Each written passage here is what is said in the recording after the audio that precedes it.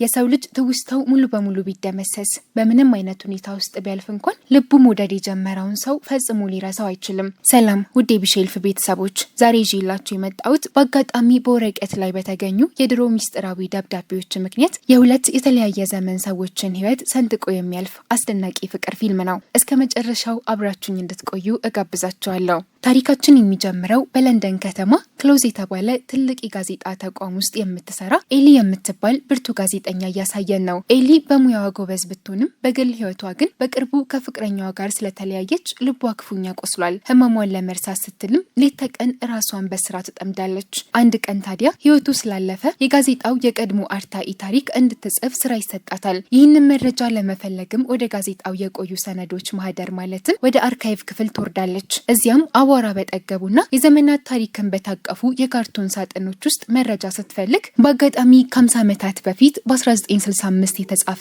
አንድ ልዩ ደብዳቤ በእጇ ይገባል። ደብዳቤው ተራ መልእክት አልነበረም። በጥልቅ ስሜት፣ በናፍቆትና በለቅሶ የተሞላ የፍቅር ቃል ኪዳን ነበር። ጄ በሚል የፈረመ ወንድ ጄኒፈር ለተባለች ሴት የጻፈው ደብዳቤ ሲሆን ባለቤቷንና ያላትን ቅንጡ ህይወት ጥላ አብራው እንድትኮበልል በለንደን ባቡር ጣቢያ እንደሚጠብቃት በቃላት ይማጸናታል። ኤሊ ይህንን ደብዳቤ ስታነበው በሰውነቷ ውስጥ እንግዳ ስሜት ይሰራጫል። እነዚህ ሰዎች እነማን ነበሩ? ያ የባቡር ጣቢያ ቀጠሮስ ምን ላይ አብቅቶ ይሆን የሚለው ጥያቄ የጋዜጠኝነት ስሜቷን ይቀሰቅሰዋል። አሁን የፊልሙ ትዕይንት ወደ 1960ዎቹ ተመልሶ በለንደን ከተማ ላይ ጄኒፈር የምትባል እጅግ ውብና የምትማርክ ሴት ያሳየናል። ጄኒፈር ላውረንስ ከተባለ በጣም ሀብታም በከተማ ውስጥ ተደማጭነት ካለው የኢንዱስትሪ መሪ ጋር ትዳር መስርታለች። ከውጪ ለሚያየው ሰው ጄኒፈር የወርቅ አልጋ ላይ የምተኛ ምንም የማይጎድላት የደስታን ጥግ የምታይ ሴት ትመስላለች። ነገር ግን እውነታው ፍጹም ተቃራኒ ነበር። ባሏ ላውረንስ ለስራውና ለገንዘቡ እንጂ ለሚስቱ ለጄኒፈር ምንም አይነት ስሜትም ሆነ ጊዜ አልነበረውም። ትዳራቸው ፍቅር የሌለው በሰዎች ፊት ለመታየት ብቻ የተሰራ ቀዝቃዛ ድራማ ነበር። ጄኒፈር በዚህ ቅንጡ ቤት ውስጥ በብቸኝነት ክፉኛ ትሰቃይ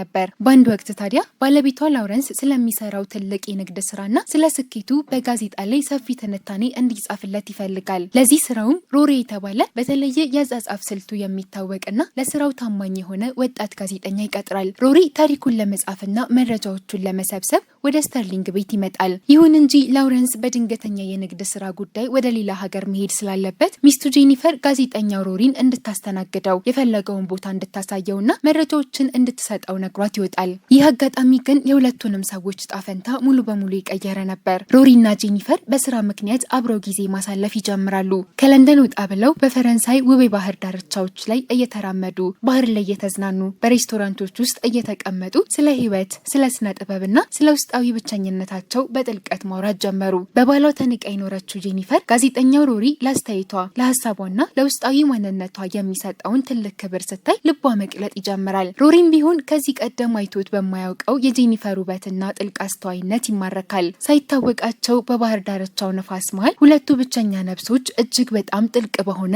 እውነተኛ ፍቅር ውስጥ ይወድቃሉ። ነገር ግን ይህ ፍቅር ከጀርባው ትልቅ ፈተና የተሸከመ ነበር። ጄኒፈር ባለትዳር ናት። በ1960ዎቹ ማህበረሰብ ውስጥ ደግሞ ይህንን መሰል ግንኙነት ማድረግ በሞት የሚያስቀጣ ወንጀል ነበር። በዚህም ምክንያት ህሊናቸውና ፍቅራቸው ይጋጫል። ይሁን እንጂ ስሜታቸውን መቆጣጠር የማይችሉበት ደረጃ ላይ ሲደርሱ ፍቅራቸውን በሚስጥራዊ ደብዳቤዎች መገላለጽ ይጀምራሉ።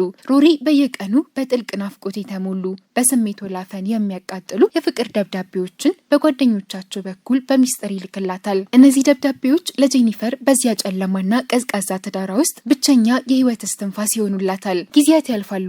በሚስጥር መኖር ግን የሮሪ ልብ ክፉኛ ይደክመዋል። በመጨረሻም ሮሪ ይህንን ድብብቆሽ ማቆም እንዳለባቸው ወስኖ የመጨረሻውን የሞት ሽረት ደብዳቤ ይጽፍላታል። በደብዳቤውም ላይ ይህ ህይወት ላንቺም ለኔም አይገባም፣ ሁሉንም ነገር ሀብቱንም ስሙንም ጥለሽ ነይ፣ ዛሬ ምሽት በለንደን የባቡር ጣቢያ እጠብቅሻለሁ፣ ካመንሽኝ አብረን ወደ አሜሪካን ኮበልላለን ይላታል። ጄኒፈር ይህንን ስታነብ ሙሉ አካሏ ይንቀጠቀጣል። በአንድ በኩል ስሟና የለመደችው ምቾት፣ በሌላ በኩል ደግሞ እውነተኛ ፍቅሯና ነጻነቷ ተደቀኑባት። በመጨረሻም ፍቅር አሸነፈ። ሁሉንም ነገር ጥላ ከሮሪ ጋር ለመኖር ወስና ሻንጣዋን በፍጥነት አዘጋጀች።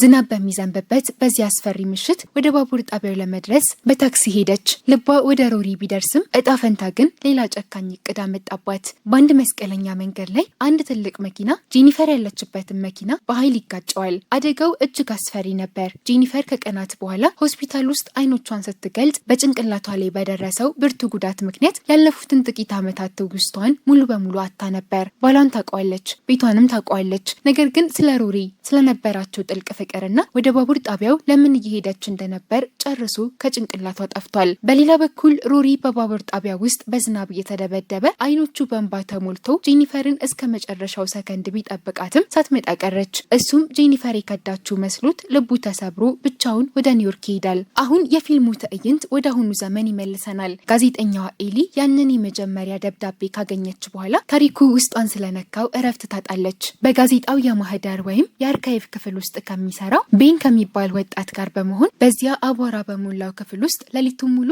ሌሎች የደብዳቤ ክፍሎችን ማደን ይጀምራሉ። በፍለጋቸው ውስጥም በጥንቃቄ የተቀመጡ ሌሎች ተከታታይ ደብዳቤዎችን ያገኛሉ።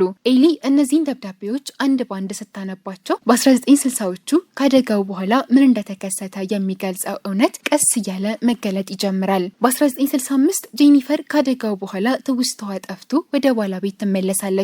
ህይወቷ ባዶ ይሆንባታል። የሆነ የጎደለ ነገር እንዳለ ይሰማታል። በአንድ ወቅት ግን በቤቷ ውስጥ ባሏ ደብቆ ያስቀመጣቸውን የሮሪን የድሮ ደብዳቤዎች በአጋጣሚ ታገኛለች። እነዚህን ቃላት ስታነብ በጭንቅላቷ ውስጥ የነበረው የጨለማ ግድግዳ ይደረመሳል። ትውስታዋ ፊልም ይመስል ብቅ ብቅ እያለ ይመለሳል። እውነተኛ ፍቅሯን ያጣችው በዚያ አስፈሪ አደጋ ምክንያት መሆኑን ስትረዳም ትደነግጣለች።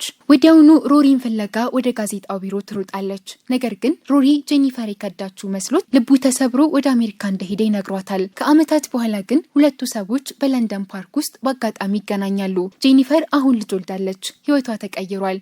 ግን አሁንም ይዋደዳሉ።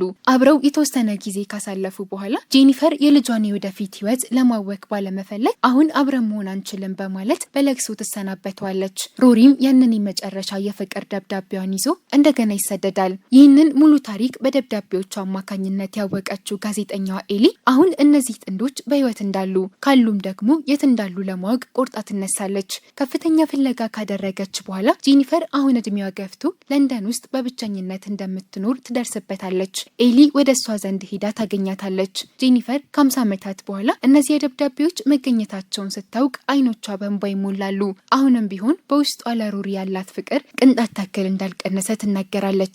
ኤሊ በበኩሏ ሮሪ አሁን የት እንዳለ ማደኗን ቀጠለች። ሮሪም አሁን እድሜው የገፋ ሽማግሌ ሆኗል። ኤሊ ይህንን ያላለቀ የፍቅር ታሪክ ለመቋጨት ትወስናለች። እናም ሮሪን ታገኘዋለች።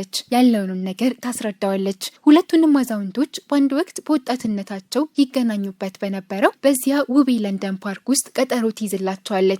ከ50 ዓመታት የረጅም ጊዜ መለያየት በኋላ በጊዜ ርዝመት ተለያይተው የኖሩት ሁለቱ ፍቅረኛሞች በእርጅና ዘመናቸው ፊት ለፊት ይገናኛሉ። ሮሪ እየተንቀጠቀጡ ባሉት እጆቹ ያንን እድሜ ጠገብ የመጨረሻ ደብዳቤ ከኪሱ አውጥቶ ያሳያታል። በወጣትነታቸው አደጋ ያሳጣቸውን ፍቅር በስተርጅናቸው እርስ በርስ ተቃቅፈው በእንባና በደስታ ያሳኩታል። ይህንን ፍቅር ያጠናቀቀችው ጋዜጠኛዋ ኤሊ በበኩሏ እውነተኛ ፍቅር የዘመናት ርቀትና አደጋ እንደማይበግረው በተግባር አይታ ትማራለች። እሷም ልቧን ከፍታ አብሯት ታሪኩን ከፈለገው የጋዜጣው አርካይቭ ሰራተኛ ወጣት ጋር አዲስ ፍቅር ትጀምራለች። በምንም አይነት ሁኔታ ውስጥና የጊዜ ርዝመት ውስጥም ቢሆን እውነተኛ ፍቅር ከልብ እንደማይጠፋ እያሳየ ፊልሙ እዚህ ላይ ያበቃል።